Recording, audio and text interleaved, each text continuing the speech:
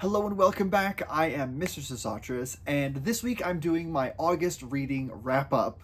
This was a pretty good month overall. There was a really big book that I was reading for a big chunk of it, so I didn't get through as many books as I have in the past, but I still a pretty varied month and I had a great time. So let's get into what I read. Oh, and here comes the cat. She has things to say.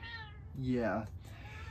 So the first thing would be series that I finished. I haven't finished any series, so we'll skip that. But series that I started this month, and I've got two. I started a reread of Stephen King's Dark Tower series, and I read the first two books in that, and I'm having a great time with them.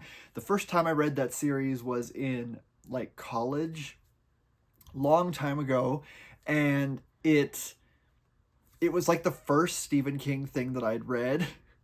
Which probably wasn't a good idea because there's so many references to like his other books and other characters and things.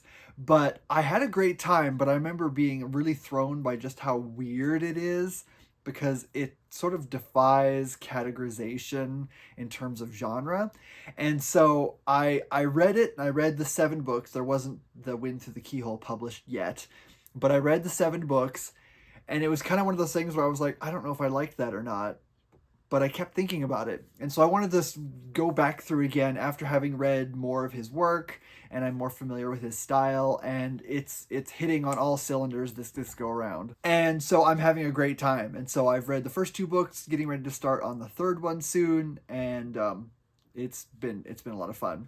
I also started John Jackson Miller's Batman series. He's doing I think it's a trilogy of books that, and I don't know if all 3 books are or just this one, but they're set in between Tim Burton's Batman '89 movie and Batman Returns. And so it's that world, and I love what he does because he really looks at sort of the fallout of the events of the first movie, because in the first movie, remember, Joker poisons all of the cosmetic products, and so this one looks at sort of the horrifying fallout of what that would do to everyone. But it's still fun. You still get all of these characters that characters like Knox and Vicky Vale, and all those like really kind of iconic characters from the first one.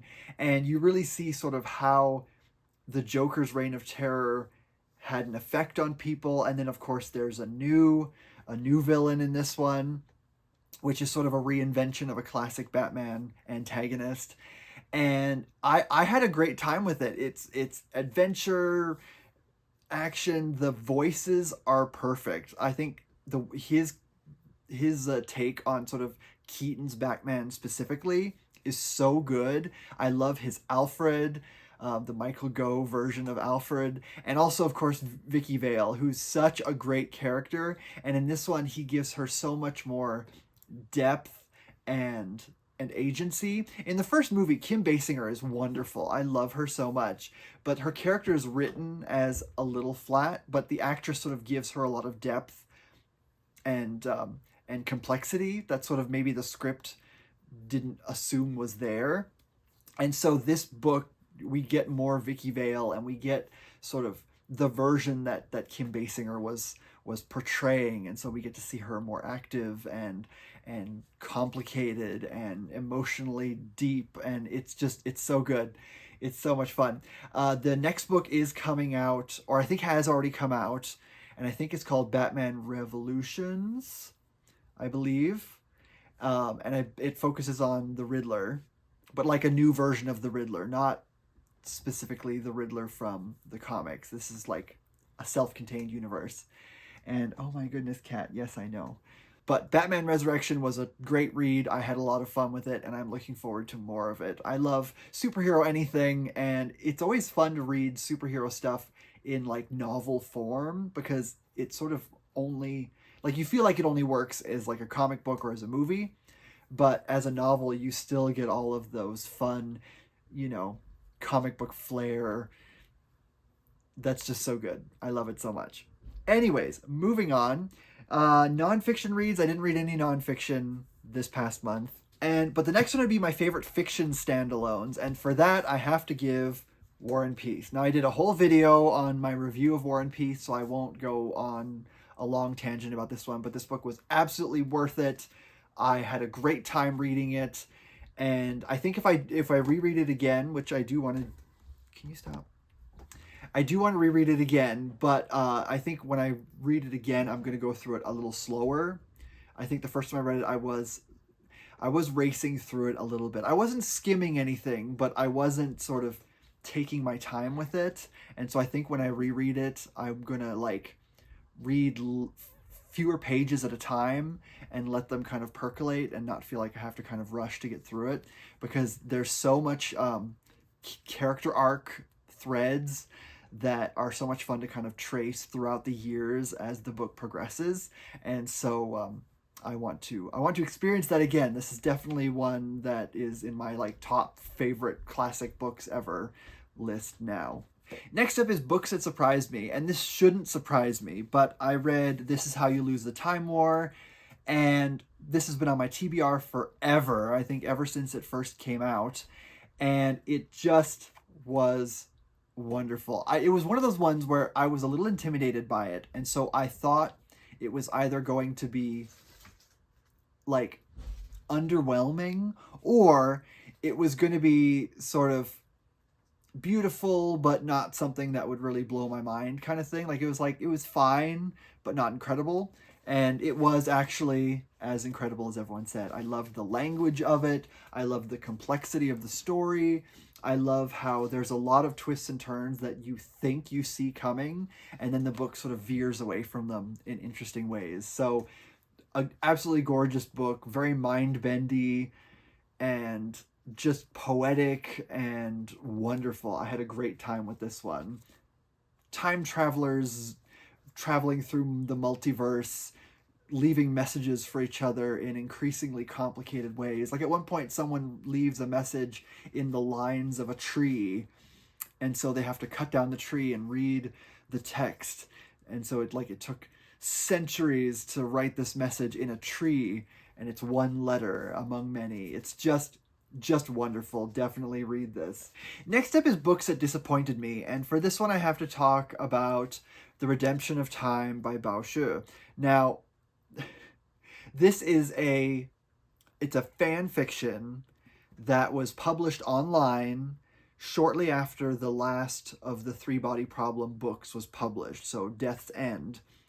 And it was a fan work originally, and it got fairly popular online, and the author of the Three Body Problem, Lu Tzuchin, he sort of gave his blessing for it to be published.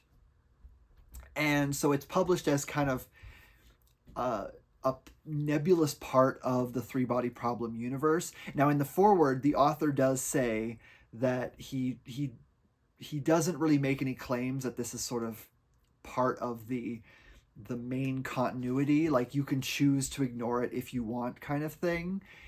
And I think it's better if we ignore it. Now, I know a lot of people online have said that like they've given this one really bad reviews, and I'm not going to be quite so negative. I think Bao Shu does really understand what makes the Three Body Problem series so incredible. The high concept sci-fi things are mind-bendy and massive, and there's some really cool stuff that happens. And he clearly knows his stuff because there's references to really obscure things throughout the Three Body Problem trilogy. And so I appreciate it as a fan work. But if you're looking to read sort of the whole series, I would say it's probably better if you skip it, or if you read it kind of understanding that it doesn't have to be a part of the main series. Because basically, it's a series of 3 conversations between 2 people, and it sort of fills in gaps that were left a little ambiguous in the original series. Now, I know the original author did want to continue with the series, maybe, if he could, but it's like Baoshu goes out of his way to sort of give too many answers. And it doesn't hurt the mystique of the original series, but it worked better when things were a little unknowable. Like, I think one of the things that makes the original series work so well is there's this element of cosmic horror where some things you don't see, but you know they're dangerous. You know they're there, but you don't know the specifics, and not knowing the specifics makes them scarier or more intimidating. For example, in this book, you finally figure out what the Trisolarans look like.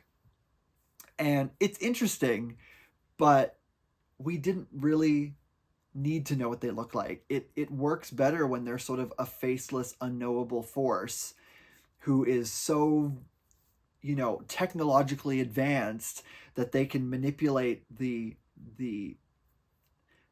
development of technology on Earth remotely. Like, we don't need to see what they look like specifically. And also, this book has a couple other elements that I think, I wouldn't say don't work, but weren't really necessary. Like, it sort of adds too much. It's kind of like gilding the lily in a way. It adds sort of too much to the story to make it too small world-y. Like, there's a couple instances where we find out that two characters were actually connected because one is a clone of someone that character knew long ago, and so they have this deep connection, and we didn't really need that. And also I'll say the writing style is very tell, don't show. Now, I mean, the whole thing is 3 conversations between 2 people, and so a lot of it is like them telling what's happening, and there is like, it's them explaining what happened, and so we do get a sense of sort of what happened, and the descriptions are really great, and it's very huge and mind exploding, but a lot of it is just, and this happened, and then this happened, and then this happened. I wish it had been more of like a flashback where we were inside their head in the moment, experiencing all this, and not have it be written so much as just telling us what happened. Even when people are in the middle of something, a lot of it is like people telling of what's happening in the distance. And sometimes that works, and sometimes it doesn't. A good example that I'm thinking of is The War of the Worlds by H.G. Wells. So much of that book is the main character wandering through the destroyed cities, learning about what happened after the fact. So he hears about the alien attack on a certain city after the fact, or he sees the evidence of it, or he reads newspaper clippings about it, but he doesn't witness a lot of it firsthand until he gets closer to the end, when he's kind of catches up with the movement of the Martians. And so a lot of it is he's either being told about what happened or he's figuring out what happened, but it's all very show don't tell, because we see the ruined city around him, and we see the evidence of the destruction, and we see people struggling, and we see people being harvested for nefarious reasons, and it really, really works. And the horror of that book really works, because even though you're not seeing a lot of it happening immediately, you're seeing the effects of it, and so he shows us what's happening, and that makes it work. So even though he's being told a lot of times what happened by other people, the evidence around him contributes to that feeling. And in Redemption of Time, we get so much of stuff just being told, and a lot of it is very cool, some of it is very horrifying, but the narrative voice is a little too tell don't show. It's a little too direct, and it just, I had trouble connecting with it. So I would say, if you've read the original 3 Body Problem books, the Redemption, or the Remembrance of Earth's Past trilogy, you do not need to read this book. It is, and I think everyone still considers it very much a fan fiction.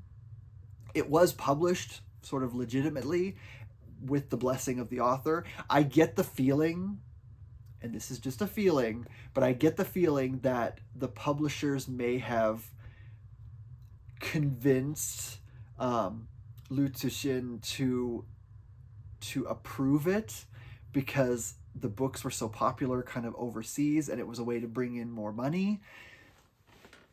But because he never really has openly endorsed it. He gave his permission for it to be published, but he didn't want to write a foreword to it, for example, and he hasn't really talked about it much. And so you get the feeling he's kind of being polite.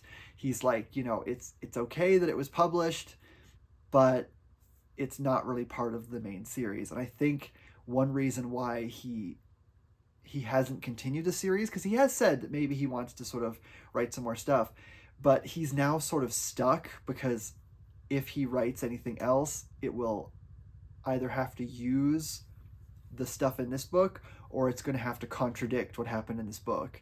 And I don't know if that is something that wants to happen. So it's a little disappointing. This book it feels very tacked on. And while I think I appreciate the respect that he has for the minutia of the original trilogy, because the new author does know his stuff, the characters, the timeline, the specifics of how everything works. He gets that. And there are times when he also sort of gets the original author's voice in some parts, especially when things are very poetic and grand.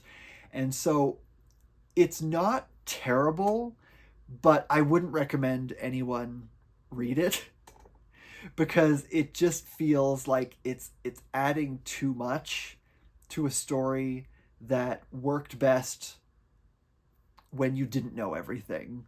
And it sort of diminishes the impact of the main story. So yeah, you can read it if you want. It's not expensive. I think I got it when it was on sale for like $2 or something. But I would say if you are wondering if you have to read it to get the whole story, absolutely not. You can end at the third book. The only other book that I would say you can read as a part of the Three Body Problem series is the book Ball Lightning, which is also written by Lu Tuxin. So that's the original author. He also wrote that, and it sort of ties into it. It's sort of tangentially connected. It's in the same universe, but it's sort of a self-contained story. So you could read that, because that is part of it, and it was written by the original author. But for The Redemption of Time, I would say you can skip it, and you wouldn't really be missing anything, unless you're deeply curious to know what you think the Trisolarans look like, and in which case you get sort of one fan's opinion of what they look like. But again, it doesn't have to be the real version if that's not what you're interested in. So I have very conflicted feelings about this, but overall my opinion of it was this wasn't really a great reading experience, and I wouldn't recommend it. So I hate to say that, but it's true. So looking forward to the next month, it's going to be a lot of sort of continuing what I'm doing now. I'm going to be continuing my Outlander reread. This month I read the second book in the series, Dragonfly and Amber. I'm going through the new narrations by Kristen Atherton for the audiobooks, and they're fantastic. They're so good. And so the third book, Voyager, I think either just released or is going to be released very, very soon. I'm going to be using my Libro FM credit for the month of, what are we in now? September. Good grief. For September, to get that, because it sort of just came out or is about to come out, and that's Voyager. So I'll be reading that one next, because that'll be in a couple days. So that's going to be fun. I'm continuing with the Dark Tower series. I'm going to be reading book 3, which is The Wastelands, and I'm looking forward to that one. I also, I think I want to read another big classic this month, because I'm kind of addicted now. And there's 2 books that I'm sort of mulling over, and I think I can go through both, maybe. So I think I want to read Great Expectations by Charles Dickens. This is one Dickens that I've never read so far, and I've heard nothing but good things about it. And it's sort of in the vein of a autobiography of a character in the way that like David Copperfield was, and that's my favorite Dickens book. So I'm excited to get to this one. And I think I also want to dive into Salman Rushdie, because I've never read anything by him before, but I do have 2 of his books that I've picked up at sort of used bookstores, and I think now's a good time to sort of dive into it. But I want to start with Midnight's Children. This is sort of magical realism, and it's sort of the first book of his that I picked up. The other book of his that I have is his the Satanic Verses, which sounds really fantastic, but I want to start with this one because I love the context. I love the concept and I love magical realism, so I'm excited to get into his work as well. Also, for my Lit 101 series, I know I've been saying all along that I'm going to be reading The Metamorphoses by Ovid next for my Lit 101 series, and I think I'm going to be skipping that one. I was in very much a kind of Greek and Roman mythology obsessive phase, and so I did want to kind of continue with that, but The Metamorphoses is an odd one in that it's more kind of a loosely connected anthology of myths. It's not really telling one single story. And so, I mean, you could do it. You know, this is something that students can read in school, but I think it would be something that would require a much greater and more complicated commitment, because it wouldn't just be sort of, here's one story and you break it up into kind of 3 episodes. It would be something that it's quite a long poem, and so I think it would be something that would be more like 4 or 5 episodes because it's quite long and there's quite a lot of stuff in it. And so I'm going to skip that for now. I might circle back at a later time, or I might just read it on my own and then do like one video doing a review of it. We'll see how that goes. But I think my next Lit 101 thing that I'm going to read is Beowulf, because I don't know, I'm in the mood for Beowulf. And so I'm going to be reading a translation of Beowulf, and then I'm also going to be doing a Lit 101 analysis of the novel The Mere Wife, which is sort of a retelling of the story of Beowulf focusing on Grendel's mother.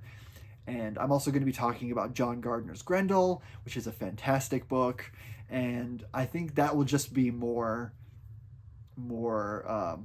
conducive to like a 3-part sort of Lit 101 series. So I'm going to be going into that next. So if you're wanting to read along, you don't have to, but if you want to, pick up any translation of Beowulf that you like. There's lots of good ones. Tolkien has one. There's Seamus Heaney's really famous one. That's probably one of the best. There's also Stephen Mitchell has a translation of Beowulf that's pretty good. And then, of course, there's Maria Devana Haley's The Bro translation. So if you find a translation of Beowulf that you like, you could find lots of them for free online as well. So read that, and then we'll be talking about that pretty soon. So with that said, I will let you go. I will see you next week. And in the meantime, happy reading. Bye.